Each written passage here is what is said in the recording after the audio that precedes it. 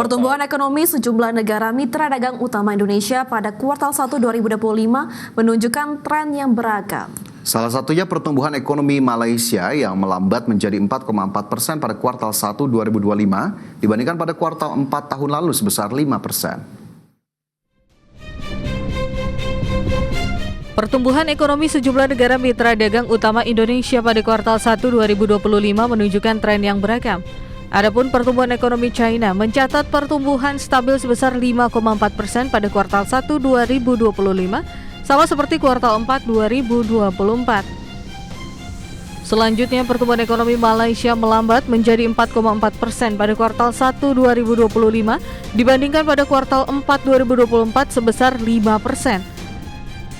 Kemudian, pertumbuhan ekonomi Singapura melambat menjadi 3,8% pada kuartal 1 2025 dibandingkan pada kuartal 4 2024 sebesar 5%. Berikutnya, pertumbuhan ekonomi Vietnam melambat menjadi 6,9% pada kuartal 1 2025 dibandingkan pada kuartal 4 2024 sebesar 7,6%. Menurut proyeksi IMF per April 2025, ekonomi global diperkirakan tetap tumbuh pada tahun ini dan pertumbuhan ekonomi negara berkembang diprediksi akan lebih tinggi dibandingkan rata-rata global dan meningkat dari tahun 2024.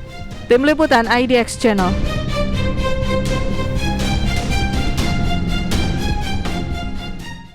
Ya, Fajaria, pagi ini telah dirilis pertumbuhan ekonomi Indonesia sebesar 4,787% ya tadi ya.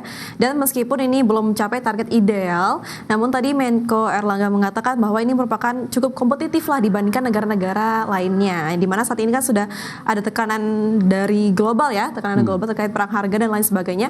Namun penting juga bagi pemerintah untuk tetap memperhatikan dan juga tetap responsif ya terhadap tekanan yang ada sehingga tidak hanya tidak hanya bertumbuh stabil tapi juga tetap harus mengutamakan industri dalam negeri dan lain sebagainya agar tetap pertumbuhan ekonomi tetap juga berjalan seperti sebelumnya.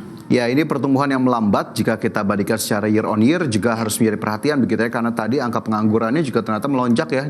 Per Februari 2025 lebih dari 7 juta orang ini menganggur, sementara daya beli juga melemah, padahal konsumsi menjadi motor utama dari pertumbuhan ekonomi Indonesia. Dan ini juga ekonom menyebut bahwa ekonomi Indonesia sudah tidak bisa lagi bertumbuh pada momen-momen tertentu seperti Ramadan, Idul Fitri, Tahun Baru, tapi memang harus ada motor-motor lainnya sehingga akhirnya juga pertumbuhan ekonomi bisa diakselerasi dan juga kondisi di lapangan masyarakat juga merasa puas begitu ya dengan pertumbuhan ekonomi yang tinggi sejalan dengan daya beli yang juga cukup meningkat sehingga akhirnya semua upaya harus terus dilakukan oleh pemerintah.